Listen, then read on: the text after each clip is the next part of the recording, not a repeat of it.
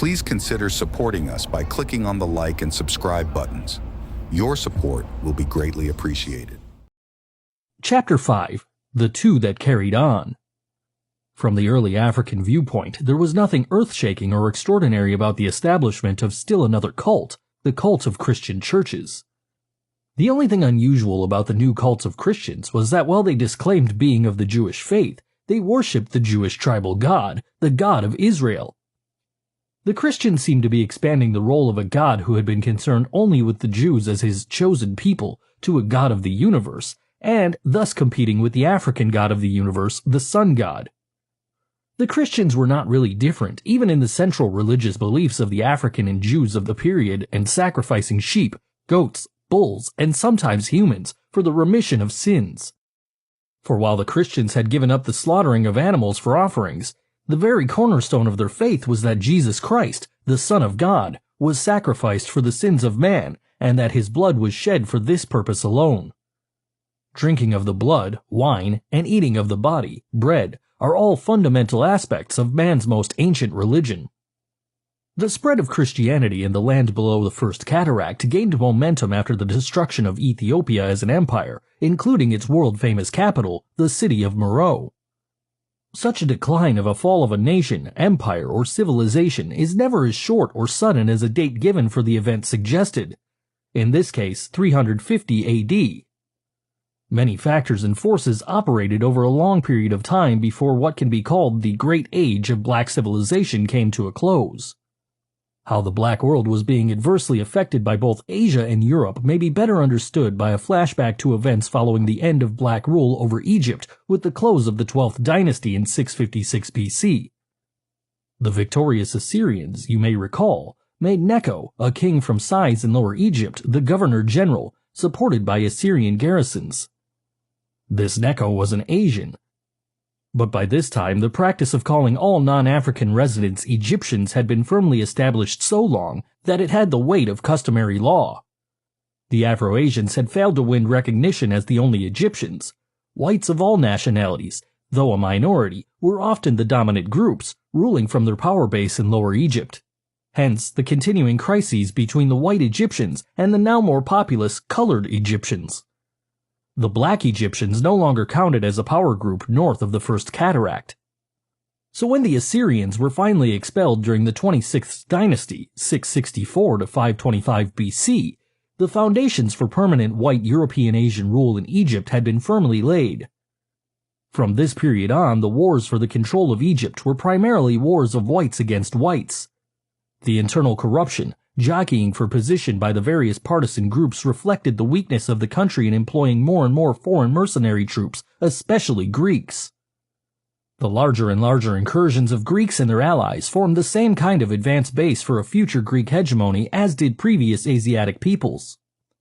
The time was not yet, but it was the opportune time for the Persians to invade this much invaded land and begin a rule in 525 BC that was to last 121 years. Since the administration of a conquered country by absentee kings is generally weak and open to revolt, the very long Persian rule in Egypt was doubtless due to an extraordinary line of strong kings and imperial administrators, Cambyses, Darius the Great, and Darius II. The end of Persian rule came in 404, when the Egyptian Greeks joined with the Egyptian nationalists in a war of liberation. The victory was short-lived. The Egyptians were in power only 5 years before the rebellion and independence were broken and Persian rule re-established for another 64 years. In 332, Alexander the Great arrived, and having broken the imperial power of Persia elsewhere, had no trouble taking over Egypt. A Greek was crowned pharaoh in 334 BC as Ptolemy I. The Greeks ruled Egypt for almost 300 years before the expansion of the Roman Empire into Egypt ended their dominion in 30 BC. This was our flashback point of departure, but before returning to the Ethiopian churches, the significance of what we have been reviewing as flashbacks should again be emphasized as a great issue.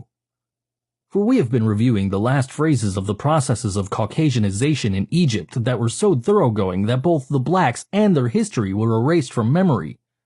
The Jewish rule, 500 years, the Assyrian interludes, The Persians 185 years, the Greeks 274 years, the Romans 700 years, the Arabs 1,327 years. The long struggle to take from the blacks whatever they had of human worth, their land and all the wealth therein, their bodies, their souls, and their minds, a process of steady depersonalization, dehumanization. Yet Greece and Rome, having made the exclusion of the blacks from Egypt permanent, appeared to have no conquest ambitions in the black country to the south, and Pax Romana checked the constant warfare between the two regions. The great wealth-producing trade with Ethiopia was promoted, and what appeared to be a general detente prevailed. Indeed, whoever held the seacoasts, whether Asian, European, or Egyptian, controlled world trade and put Ethiopia in a state of economic dependence, no matter how vast the flow of goods was from the south. Egypt was the middleman with the greater control over both volume and prices. Both the Greeks and Roman rulers of Egypt left Ethiopia to play its own role, and we have seen what that role was during 1,000 years of unbroken progress directed from Meroe. The Semitic storm from Axum. Yet a storm cloud was threatening farther south as the Roman legions withdrew from Egypt to help check the erosion of an overextended world empire. We have noted that the Ethiopian Empire, at the height of its greatness, extended southward into Abyssinia, present-day Ethiopia, and further that as time passed, the blacks were being hemmed in from almost all directions essential for survival. Now, for some centuries, Arabs and Jews, the latter called Solomonids by most historians, had been swarming into this southeastern region, pushing through the middle in such a way that even in Abyssinia the blacks were pressed southward, always southward. Egyptian history was repeating itself. The Asians and mulattoes held northern Abyssinia, with the center of power in the strategic kingdom of Axum. From Axum, the Arabs prepared their forces for the destruction of a now weakening Ethiopian empire. The weakness, as usual, came from separatist movements struggling for power. It was the old-time factional fights among leaders who felt they must rule or ruin, a drive so well known that it is needless to recount. But it was the situation for which the Axumite Arabs and their colored and Jewish allies were waiting. So in 530 AD, their armies destroyed Meroe, and an epoch in history ended. Ethiopia was now split into three major states. Nobody, bordering Egypt at the First Cataract. Makuria, the more powerful kingdom in the middle with its capital at Dongola, and Alwa, another strong state south of Makuria or between Makuria and Axum. After the collapse of the Central Black Empire in the 4th century, the Christian churches spread more rapidly through the now independent kingdoms. Even in the division of Ethiopia into smaller states, the process of ethnic transformation was obvious as it pressed southward from Egypt.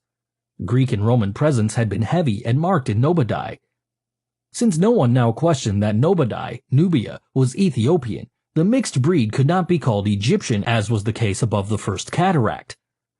The population in this kingdom bordering Caucasianized Egypt was now also predominantly Afro-European and Afro-Asian. The problem was solved very neatly by calling them the Red Noba, and the Africans were called Black Noba. The other two kingdoms were all black and presented no classification problems. The churches seemed to be more formally rooted in Alwa and Makuria. Churches seemed to be everywhere.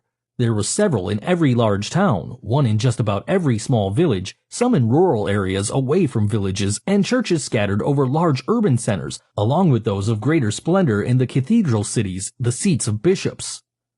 White administration and control of African Christianity was assured by establishing the head of a church in Lower Egypt, the Patriarch of Alexandria, with power to appoint all bishops in Africa. The bishops appointed were always white or near white until token appointments of blacks to lesser posts, such as deacons, had to be made following protests by black church leaders supported by their kings. And while the red men of Nobodai, caught in the middle, tended to identify with the blacks of Makuria and Alwa, the split between the western and eastern churches over doctrine was reflected in the three Ethiopian kingdoms. This meant that the religious strife tended to alienate monophysite Nobodai for orthodox Makuria. This competition for ascendancy may have had a great deal to do with expansion of churches in Egypt and the former Ethiopian Empire in the south. The growth of states.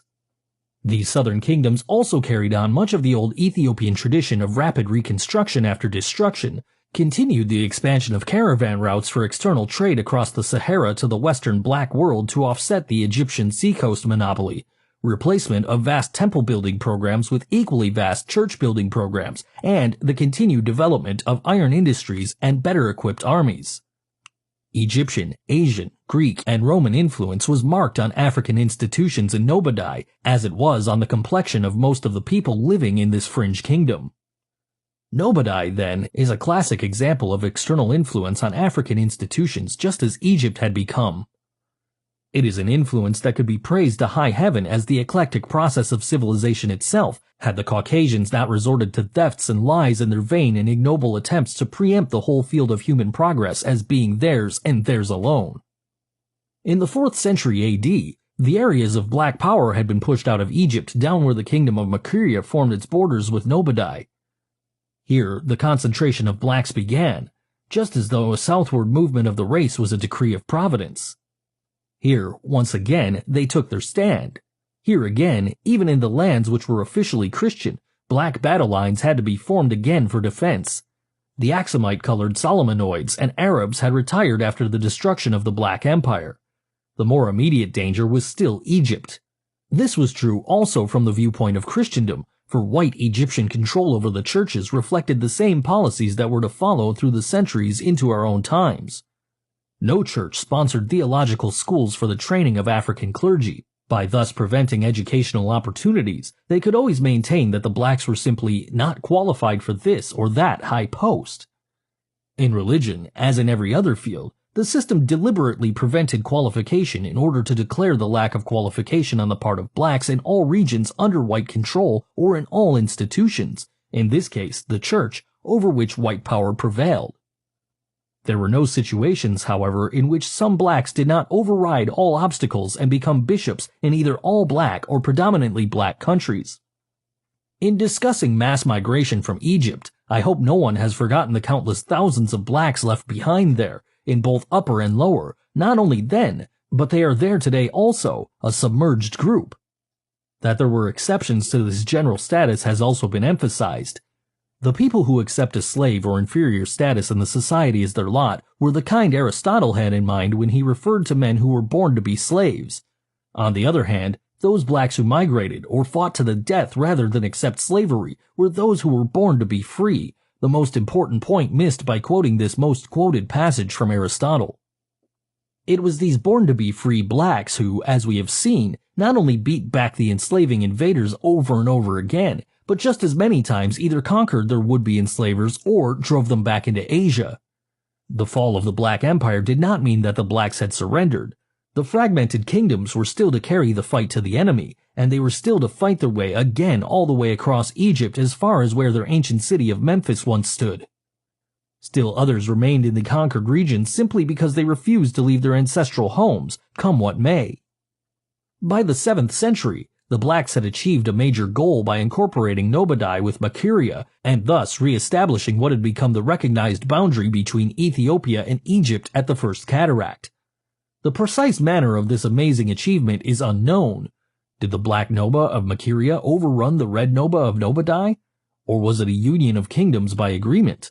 We do not know. What we do know is that the Blacks' kingdoms of Alwa and Makuria were stronger than ever since the fall of Napata and Meroe. A decisive battle of history. Egypt, on the other hand, was undergoing one of her periodic convulsions from an invasion, the most fateful one to which we have already referred, the Muslim invasion of 639 to 42 AD. This conquest, as was usually the case, had been made easier by still another Persian invasion, 619 to 629 AD. Some sources suggest that the new wave of Persian invasions that began in 619 AD determined the course of blacks in conquering Nobodai and re-establishing their frontier at the great system of fortifications at the First Cataract. From there, the blacks had been raiding various areas in Egypt and attacking garrisons throughout the 10 years of the last Persian occupation. In this and other similar instances, the picture that emerges clearly is that the blacks, even after being pushed out of Egypt, were more upset by foreign invasions and resisted them more courageously than the new Egyptians who, by comparison, appeared to be an easily conquered and rather cowardly lot. Otherwise, how could Amr ibn al-As, the Muslim general, conquer all Egypt so easily with only 4,000 men? The conquering Arab general apparently knew the difference between the fighting qualities of the blacks in the south and those of the Egyptians and their mercenary troops. For despite the continued raids by the blacks, he chose not to extend his operations into their lands. But not so disposed was Abdullah, the new Arab governor-general, viceroy of Egypt. The year following the complete takeover by the Muslims, 643 AD, he decided to bring the whole heartland of the blacks under Muslim control at once. He knew, however, that this would really be a war, not like the easy conquest of Egypt with an army of only 4,000 men. So with a larger and better equipped army, the Arab expedition invaded the black country with a confidence that was heightened by what appeared to be hasty and confused retreats by frightened warriors. This Ethiopian strategy of pretended fright and wild retreat was so well known in Egypt that it is difficult to understand how it could have been unknown to Abdullah and his generals.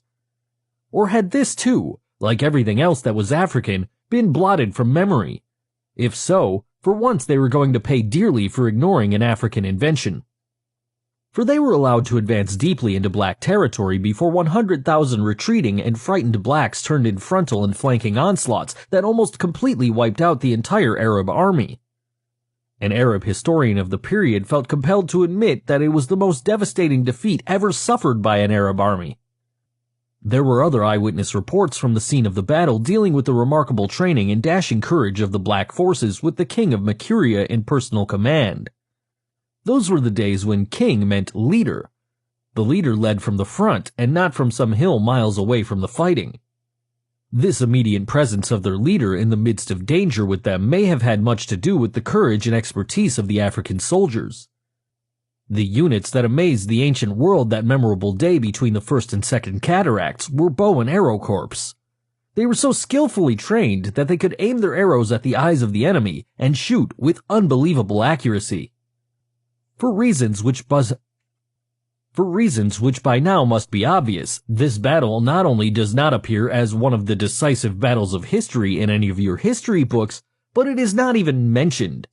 Yet it was in fact one of the decisive battles of the world.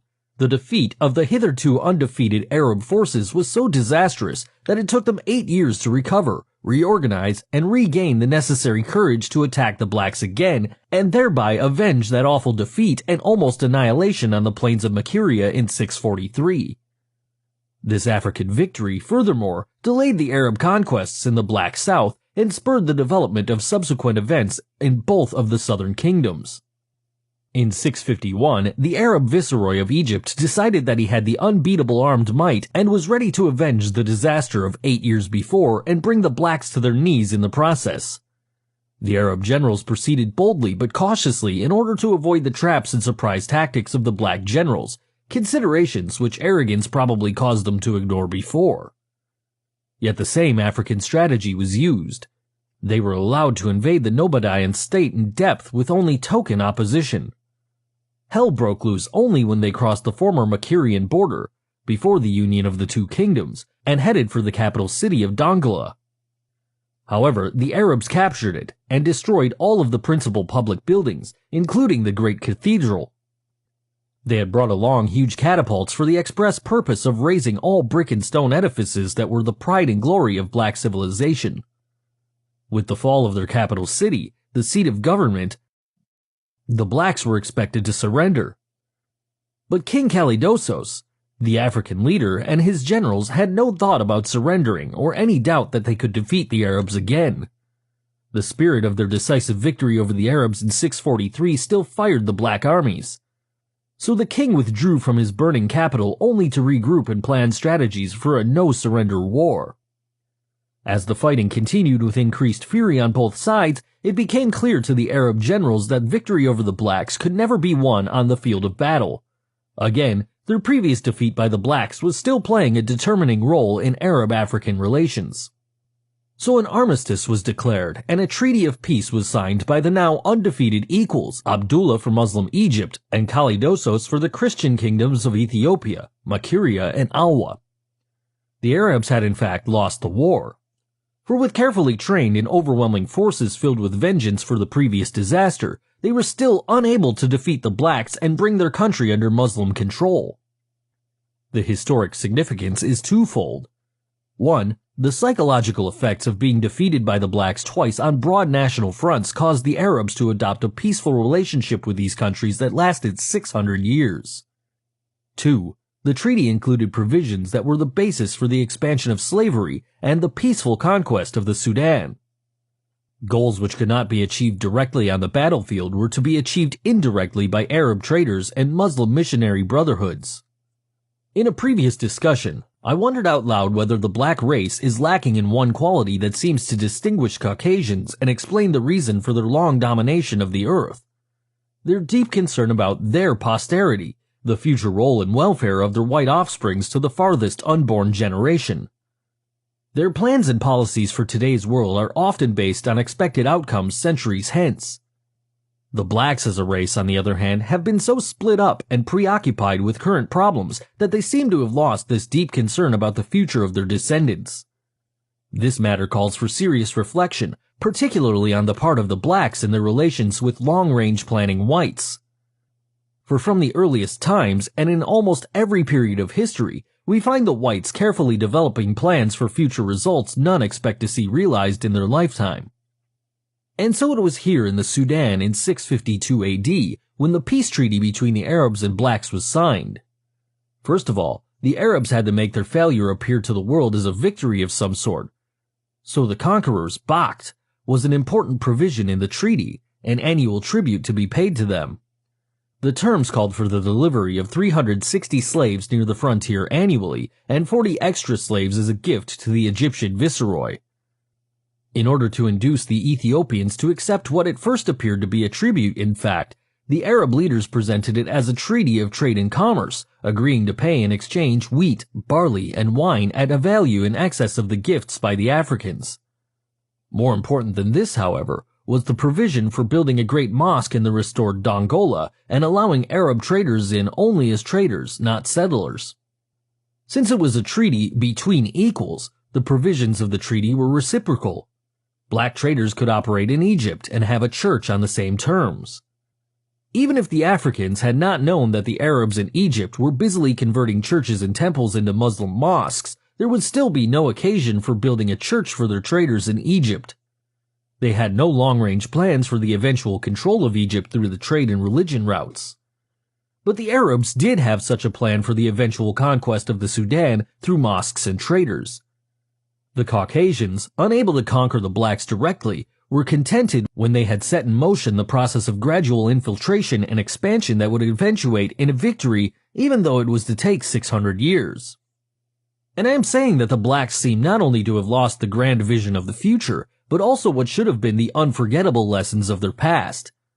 The pattern of Caucasian conquest had been cut out and made clear through 37 centuries of their history. After they had allowed the Asians first to infiltrate and then to overturn all Lower Egypt, the blacks drew a firm boundary line between the two lands beyond which the whites were not allowed to settle.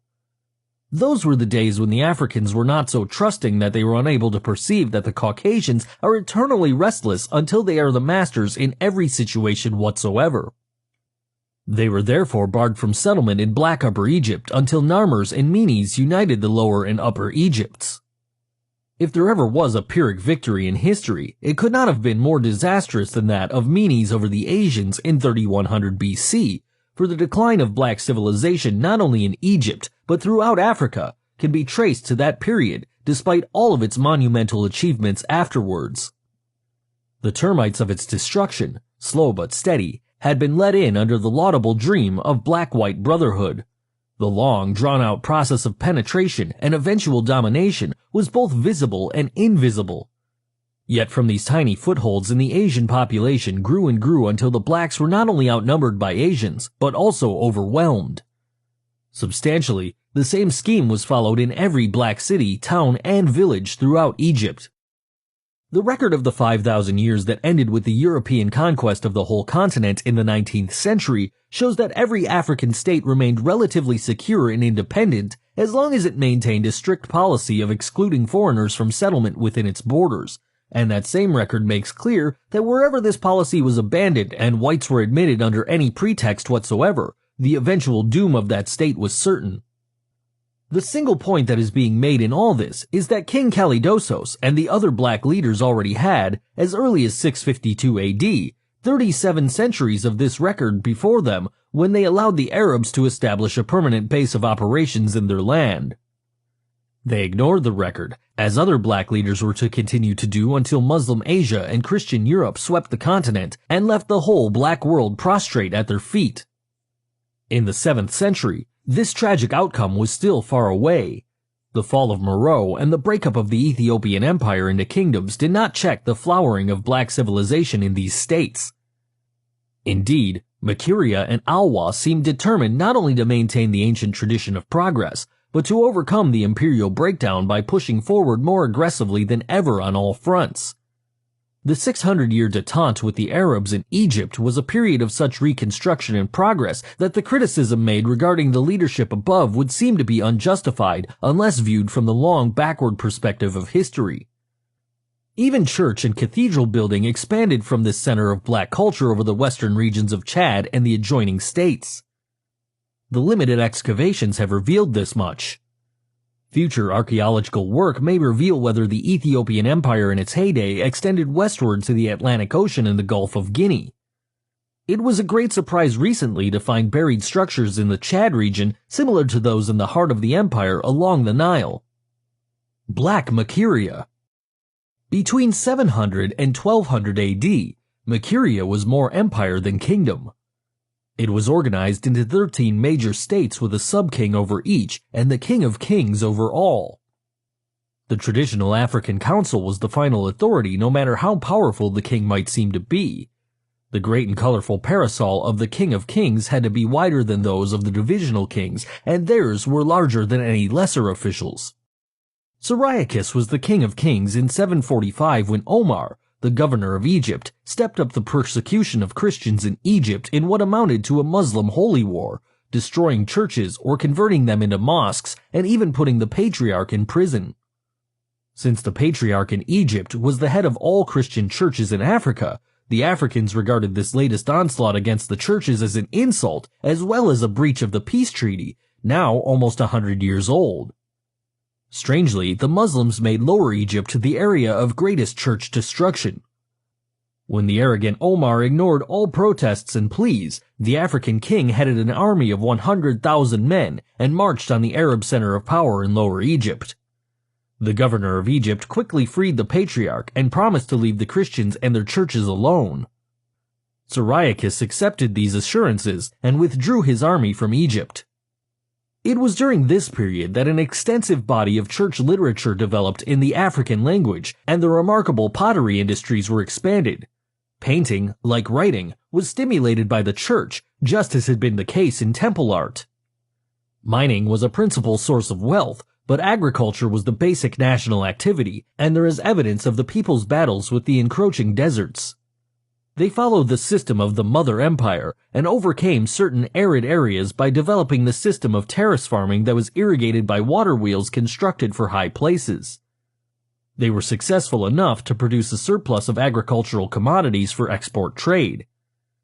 Cotton had been produced from ancient times, and cloth-making and other weaving arts were among the oldest crafts.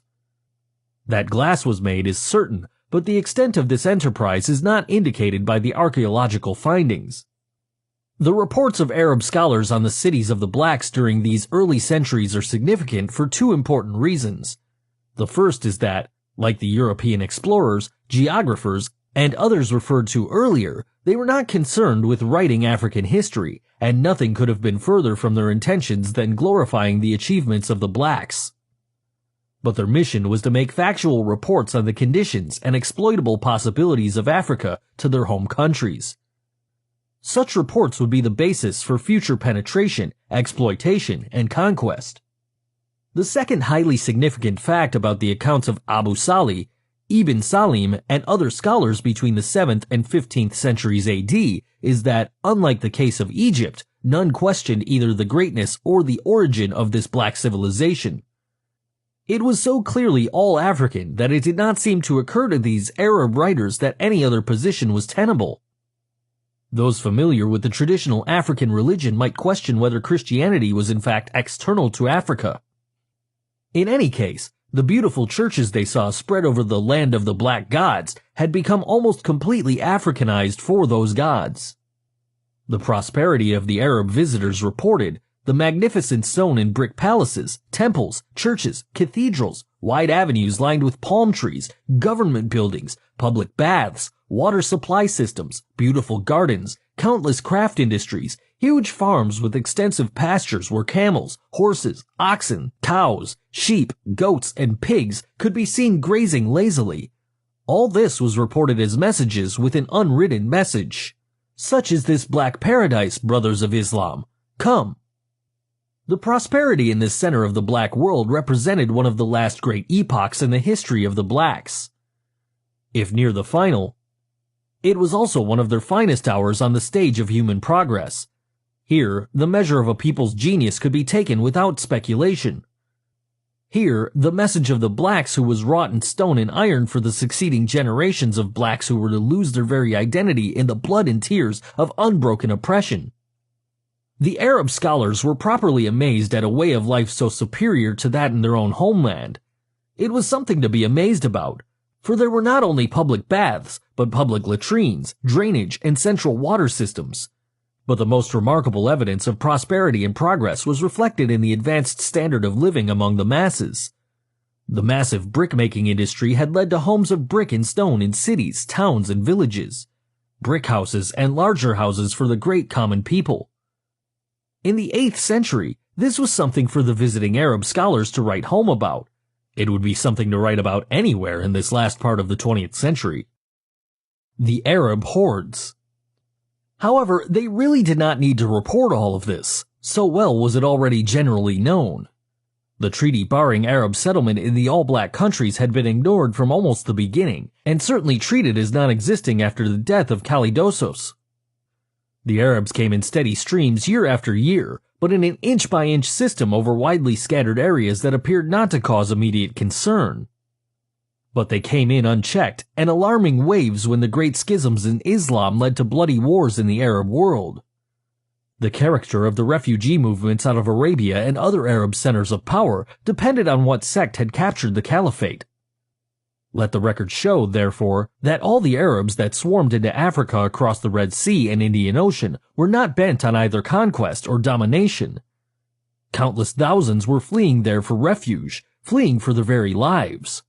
Once settled there, however, they formed the ever-increasing population base for the Muslim leaders whose aim was to establish Islamic rule over the whole black world. They were to follow the Christian strategy of concentrating on the conversion of African kings and leaders in the belief that as the king goes, so goes the nation, a theory that did not work in Africa except in a superficial way for expediency. However, the black kings were already dropping their African names for Christian names, the first step towards self-effacement. So as early as the 19th century, 831 AD, King Zechariah, alarmed at great incursions of Arabs into the Sudan, sent a delegation headed by his nephew, heir to the throne, to the Caliph at Baghdad, asking that the Treaty of 652 be respected and Arab migrations halted. This meant that a weak black king now held the destiny of the race in his hands. That he was so naive as to suppose that the Caliph could stop the Arab hordes even if he desired to do so was itself a sign of incompetence. The highest ranking of the 13 kings under the King of Kings was the Eparch of Faris, Lord of the Mountain. He was the commander of the frontier forces at the Egyptian border, and his special mission was to bar Arab migration and settlement in the land of the blacks. Only the limited number of traders were permitted to pass, and the time limit for their stay was fixed. The Eparch, therefore, had indeed been the most important official next to the King of Kings, for he was directly responsible for the security and independence of the nation. Under strong kings and strong eparchs, the mission was carried out and Arab incursions southward were checked.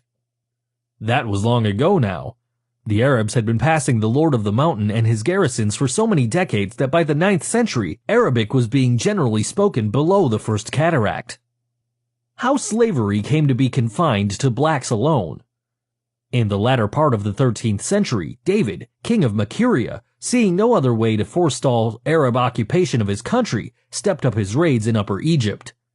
The raids were easier to carry out because of the chaos that followed the triumphs of the Mamelukes in Egypt. But in 1272, the blacks, in what I have attacked as the pattern of their own self-destruction, made the first major step to that end. The usual impatience of heirs to the throne in achieving that goal soon enough found full expression in Shakandu, the king's nephew. He hastened to the Sultan of Egypt to secure an alliance and invasion of his country that would assure his ascendancy to the throne.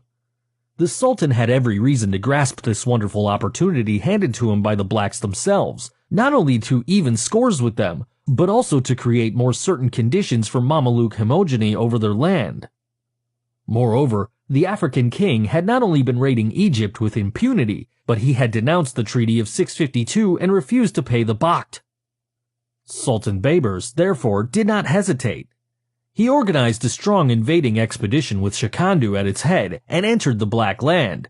The struggle was long and bitter, as the Sultan's strategy in using his black army, along with Shakandu's own followers, made it appear to be civil war between blacks. In the end, the Sultan won through the black heir to the throne and allowed him to be crowned king as his protege. The dismemberment of the black kingdoms in the Sudan had begun. Now, a rival tribute was exacted and almost doubled without any pretense of being an arrangement of mutual exchange. The tribute exacted was harsh, and the blacks were promised nothing. The kingdom was then divided into two parts, the Sultan taking the northern region as his personal fief. Muslim rule now extended over Egypt and into the Sudan. The pattern that was set was to continue into our times and probably beyond. The Arabs in the northern Sudan, while the blacks were pressured into smaller and smaller areas in the southern Sudan. Once again learning nothing from even just yesterday, the black leadership paved the way for further Arab advances into their country. For the blacks' struggle for personal power and, above all, their own personal security and welfare were neither concerned about the future of their people nor their welfare in the living present. They were quite willing and ready to welcome the Arabs and to surrender their people to them in exchange for high office and limited consideration. The days of the black immortals seemed to have passed forever. Mental pygmies again occupied the throne once held by Menes, Picani, Shibaka, and Kalidosos. So in 1304, still another self-seeking black leader journeyed to Cairo to have himself crowned as the servant king of the blacks by the Sultan al-Nasir. The Sultan sent an expedition to Dongola, which was easy to do now, and his new servant was crowned as King Amai. It should be noted here that the Mameluke ruler's effective power was confined to Lower Egypt and that independent Arab tribes, of which the Bani Khans was the most powerful, held all Upper Egypt. They were only nominally under the sultans. In order to put an end to the endless coups and counter-coups among the blacks, the decision was reached to overwhelm the south with united armies from both Upper and Lower Egypt and step up the Islamization of the blacks, putting Muslim kings on the throne. In 1316, the objectives were realized when Dongola was again razed for the fifth time, and Karembes, the last black Christian king, was put to flight. A black Muslim, Abdullah, was made king temporarily, while awaiting the pleasure not of the Sultan, but of the powerful chief Kanzan Dawla of the Bani Khans Arab tribe. His pleasure was to put the black Muslim king to death and assume the kingship over the blacks himself. Over the blacks? This statement is misleading. This was no longer the land of the blacks. White and colored Arabs now constituted the majority. Without this population base, the triumph of the Arabs in the Sudan could not have happened. Yet the Arab chieftain's rule as king was short-lived because the Mameluke rulers played one group off against the other in an effort to defeat Arab objectives in one way or another. For one thing, they had been unable to break the autonomy of the Arab tribes in Upper Egypt, and these tribes were spreading over the Sudan and setting up their own kings there. This was a further challenge to Mameluke rule in Egypt. Who, then, were the Mamelukes? The Mamelukes were the whites who had been enslaved by the Arabs in their wild and amazing sweep out of their desert homeland to conquer all adjacent countries and establish a world empire with a speed that shocked the world. Theirs was the original Blitz. The enslavement of prisoners of war, which was the way general slavery began, was the order of the day. Race had no bearing on the matter then. Whites, blacks, browns, or yellows were all made slaves if captured. The Arabs also made a practice of creating strong slave armies. The white slave armies were the Mamelukes. These, when stationed in Egypt, revolted, overthrew the government, and established their own line of ruling sultans. For this, they were hated by the Arabs and looked upon with scorn, even though they had been converted to Islam. The white ex-slaves hated their former masters even more. This white slave revolt and its historical significance are underplayed, yet its impact was such that it influenced the course of modern history in black-white relations.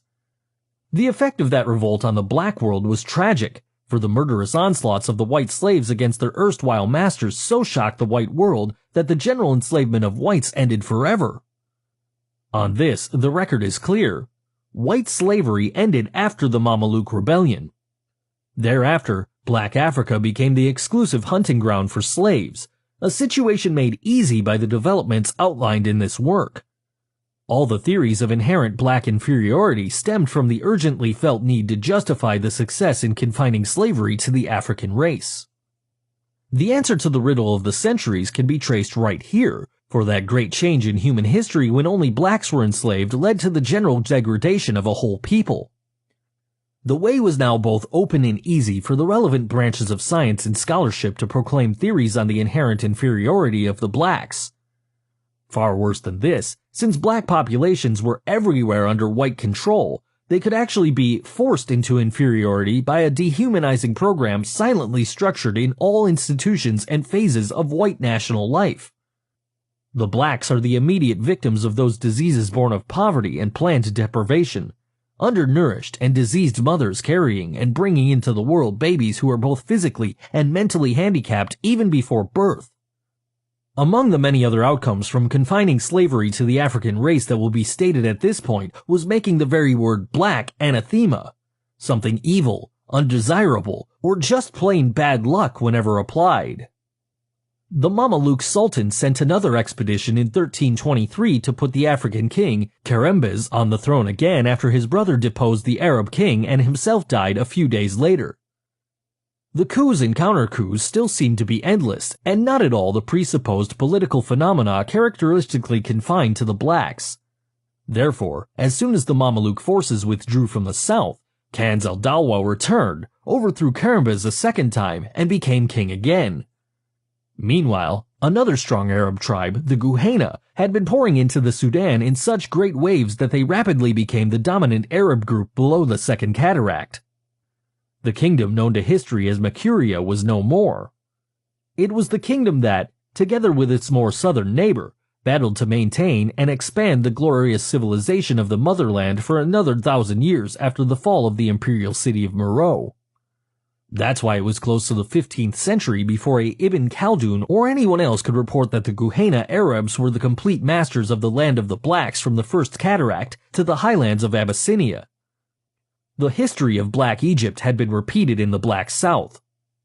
The coming of the Caucasian, whether from Asia or Europe, or whether in the name of peace, trade, and integrated society, or in the name of Allah of the Arabs, or the God and Jesus Christ of the Jews and Christians, no matter under what pretext they came, it meant the destruction of the highly advanced civilization of the blacks and their total degradation as a people. And the same ethnic phenomenon that accelerated the process of racial disintegration in Egypt also operated in the Sudan.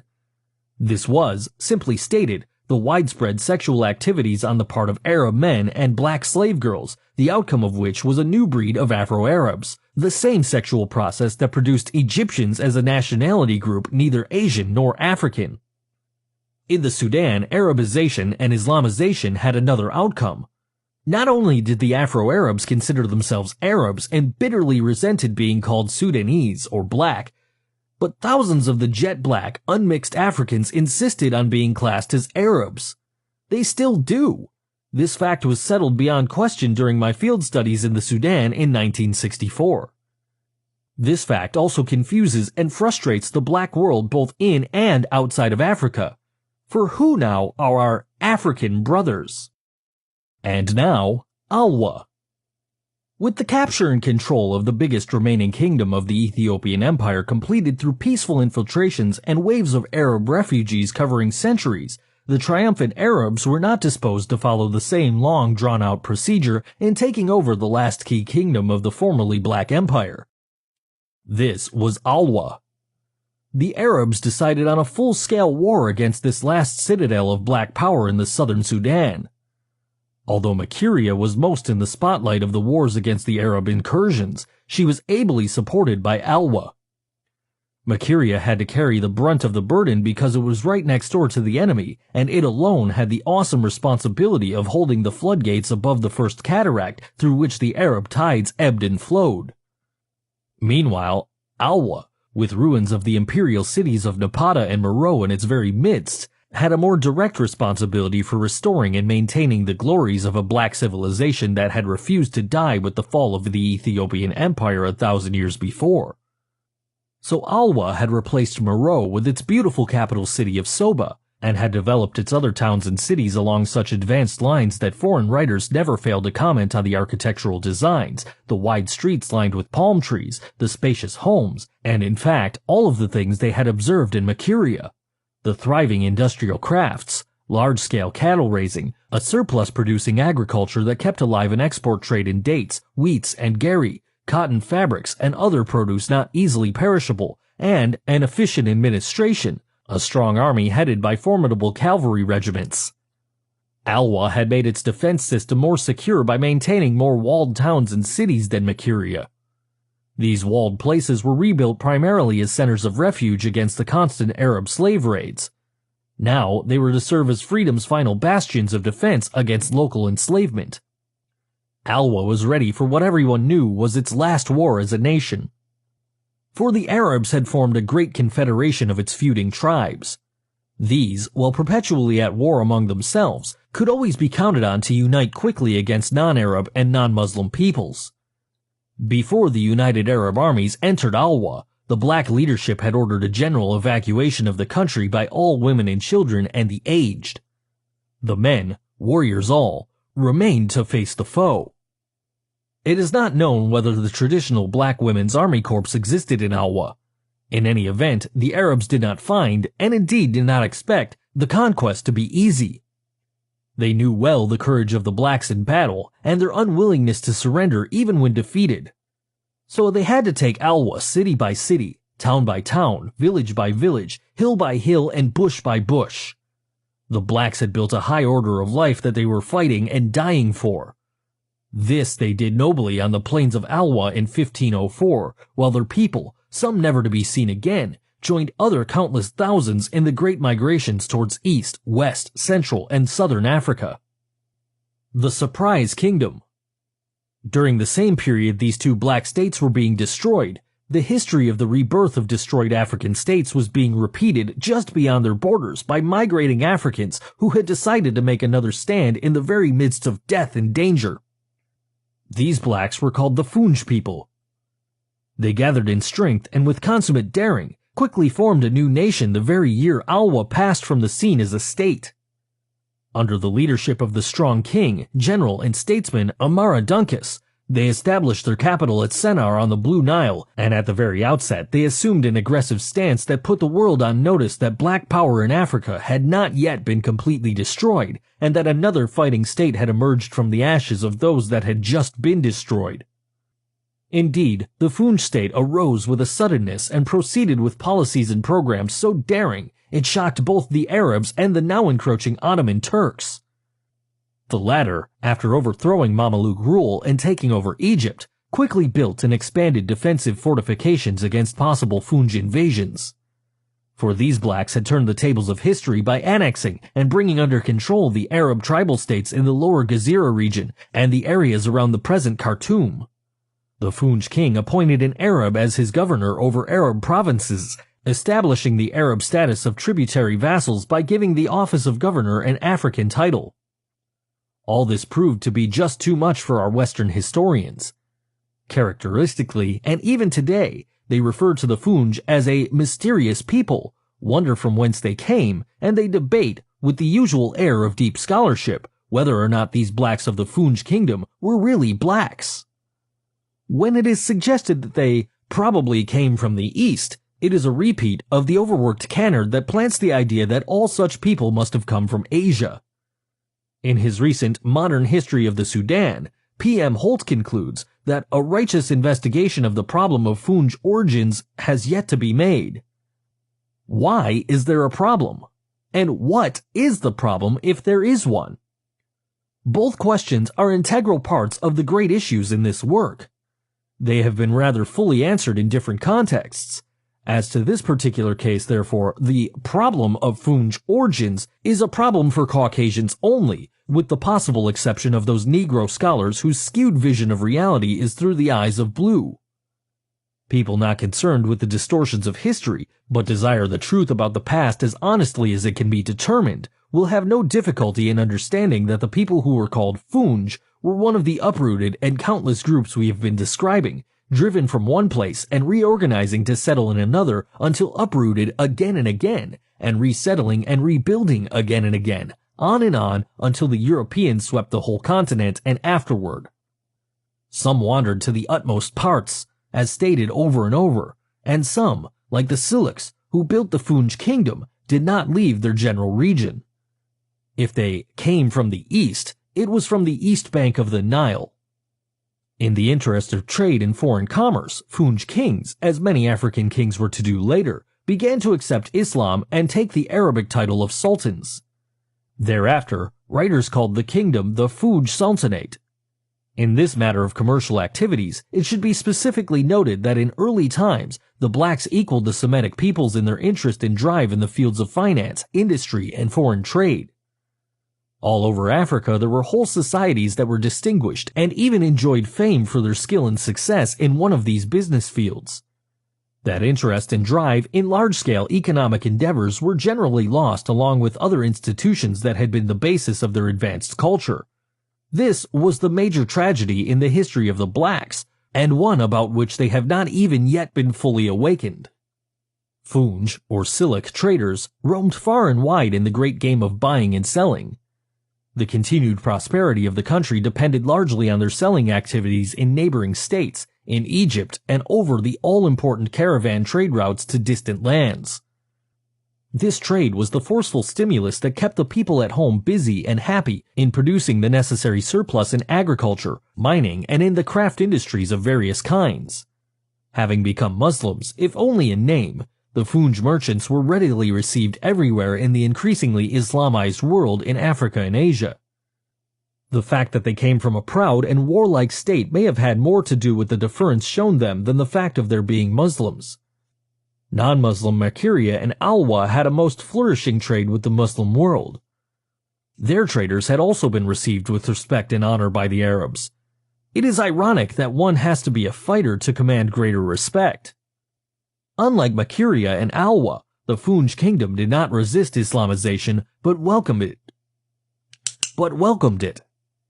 Yet its African nationalism clearly transcended Islam. The number of sultans and notables who rejected Arabic names is impressive and significant. Their open-door policies, however, were to speed up the pace of Arabization not only in the Funj kingdom, but all over the Sudan. And as Arabization spread among the blacks, so did slavery and slave raiding.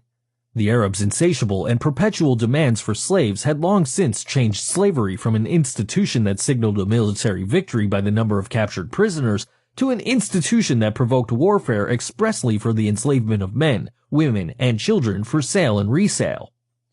Human beings had now openly become very profitable articles of trade, and the slave dealers had found shorter routes to quicker riches. The Funj, like many other black states then and since, found added wealth in the slave trade, and a new reason for waging war on its neighbors for prisoners of war to further the trade. Today it is difficult to find even a small region that does not have a history of intertribal conflicts that stem directly from one group's raiding another for slaves, or trying to either conquer another group, annex it, or enslave the whole society that was overrun.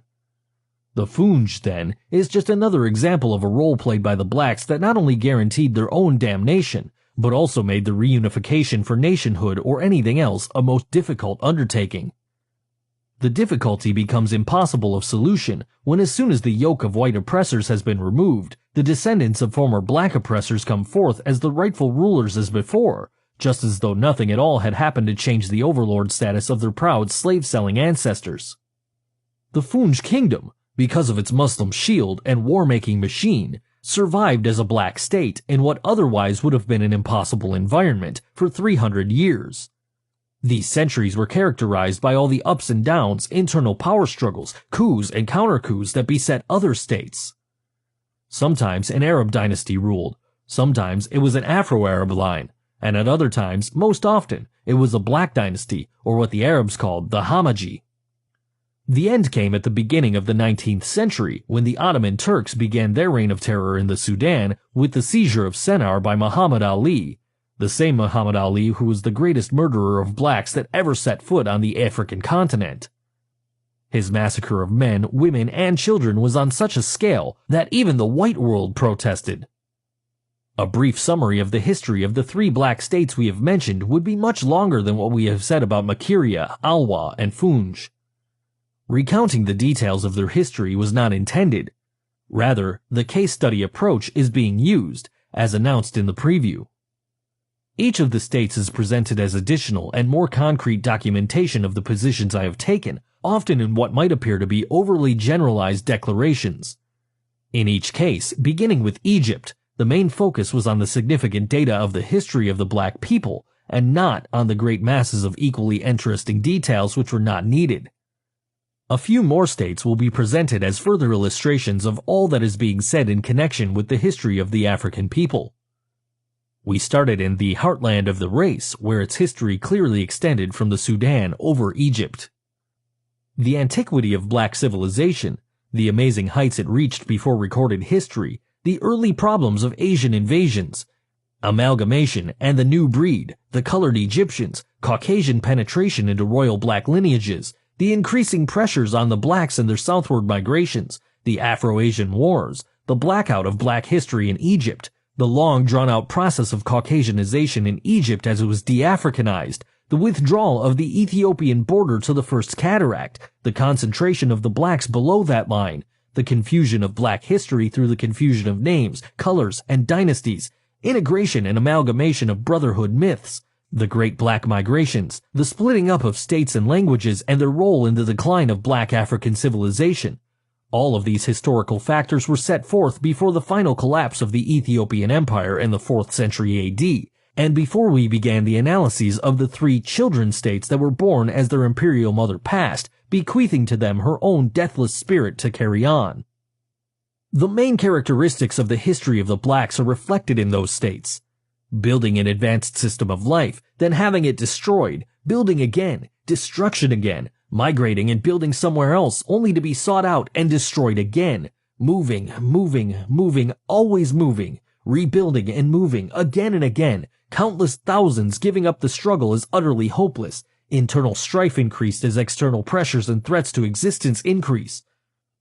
An every man for himself philosophy replaces that of eternal brotherhood in some societies, and, through it all, new states were formed even during the most destructive centuries when death seemed to be a rider on every stream and passing breeze.